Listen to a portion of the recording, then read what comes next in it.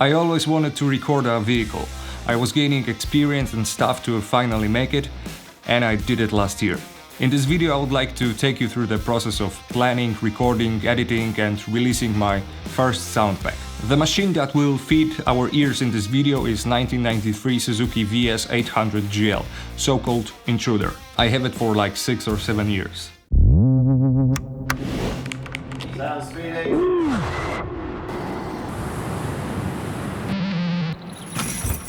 Blah, blah, blah, blah, blah, blah.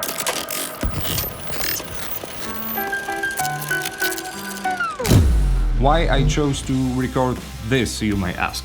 Well, I wanted to do it as an exercise, but later I figured out that making a library from it is not that stupid idea too, so I planned everything. I had a list of around 100 sound effects I wanted to create. I had simple but efficient and premium quality gear prepared, mainly because I wanted to do the most of work all by myself. But having at least 2 people while doing pass-bys, for example, is crucial, so thanks to Chris, my friend, your presence was invaluable. Okay, so what was actually on the list? Approaches, driving away, pass-bys and idling with MS microphone, onboard riding with different speed, cruising around the city with different style of riding the bike, and that's done with laughs. Last but not least, Foley's, all in the garage and with Shep's mic, and few attempts to catch exhaust shots with dynamic mics. Let me show you some footage from the actual recording days.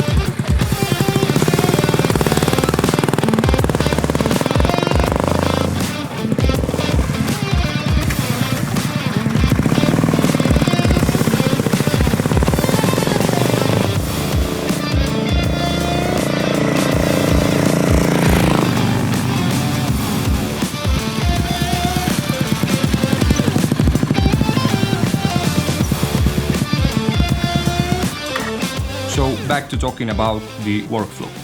First recording day was reserved for all studio things, and as mentioned before, I did it with my friend. Keeping in mind that this bike is mine and I have proper driving license, of course, I was the one that was riding back and forth in front of the mic. My friend was operating the mixer, placing the mic and checking printed lists to be constantly aware of how far from the end we are. Fortunately, we found a nice and quiet spot near the place I live, so we didn't have to waste time for location scouting. Later, I worked alone with my lavs, transmitters, receivers and recorder. Luckily, all of the stuff fit in my bags, and basically the idea I had was to push the record button in the garage and stop recording after dozen minutes of riding from spot A to spot B. During these trips I tried to take as much different sounds as possible, meaning I tried to keep my RPM at certain levels to make the recordings loopable later. I drove through junctions, speed bumps, highways to capture slowing down and speeding up. The route was familiar to me because I was recording my trip from home to the studio I worked in, so going through long recordings was easier because I was able to find out where a certain part of the sound was done just by listening to it. It helped me to navigate through it and find the spots I need quicker. Overall, it took 4 rides back and forth to capture all I need. Foleys were done in the garage, also all by myself. I took the recorder, headphones, Shep's and mic stand with me and went down to record. It is not the perfect place for capturing recordings, but after a few tries and some post-work, thanks RX, it was also done. So today is another day of recording my motorcycle, and I'm in my garage doing Foley's today. So all the clicky stuff, keys, the gas cap, saddlebags and stuff.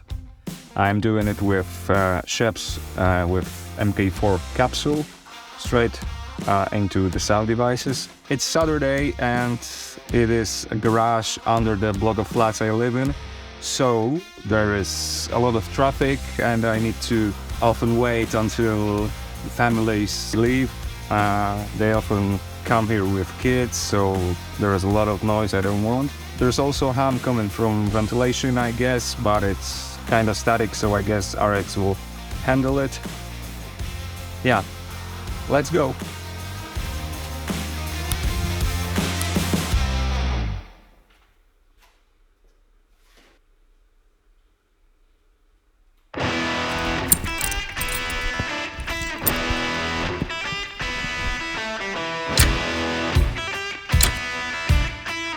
So maybe I'll show you how the bike is rigged.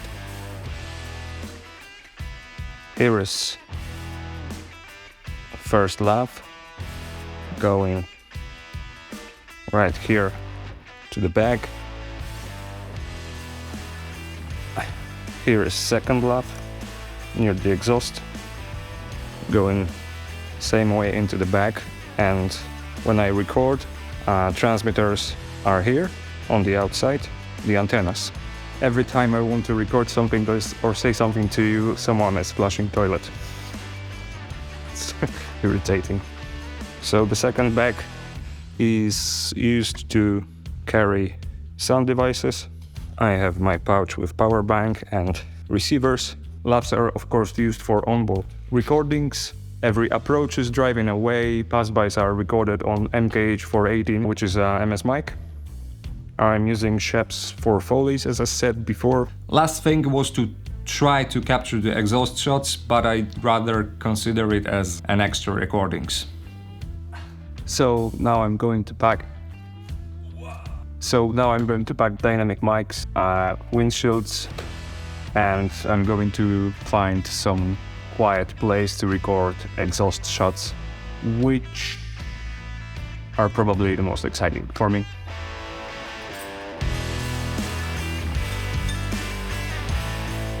One day I was thinking about taking off the saddlebags, but now I know it was a bad idea.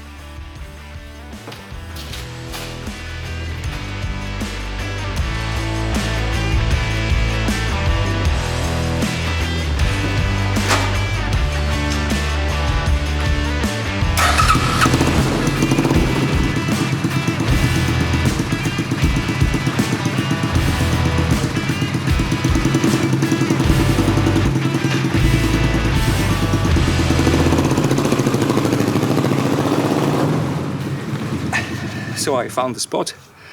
It's in the middle of the city near the airport, and I think I have like 5 minutes before I piss off everybody around with the noise, so gotta go to work.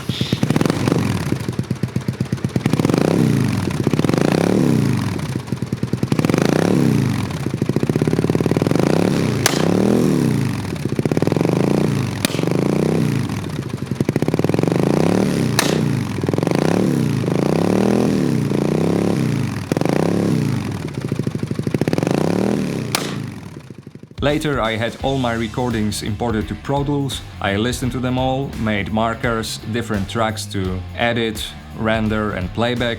This part took a lot of time, but fortunately I managed to do it all by myself during few afternoons. And here's how the structure of my file names looks like. 1993 VS800GL Intruder Foley brake lever shotgun mic. First, the name of the subject as detailed as possible, then sound effect category, actual thing recorded, and mic type. Here's another example. 1993 Suzuki VS800GL Intruder, pass by 50 km/h, right to left, asphalt MS raw. Or 1993 Suzuki VS800GL Intruder, onboard cruising city, long engine start, slow cruise, exhaust laugh. MS decoding and normalizing was done in Soundly. For metadata I used Wave Agent, free piece of software from Sound Devices. This was also time consuming, but if you want to deliver quality within your sound library, metadata is as much important as sounds on their own. Final step was to make graphics, descriptions, and decide where to put it. I decided to make a shop and place a link on my website, but I also distributed it somewhere else. It was a bit complicated in the beginning to match all of the things included in Unity's and Unreal's guidelines, but finally it worked. Probably could do it better and quicker if I actually read them before posting. I wanted to make this library as versatile as possible and make it useful for movie post-production, but also for game developers and sound designers, and that's why the whole library not only contains onboard recordings or pass-bys, but there's more, like follows. Every place where you can buy this library will be linked down below in the description.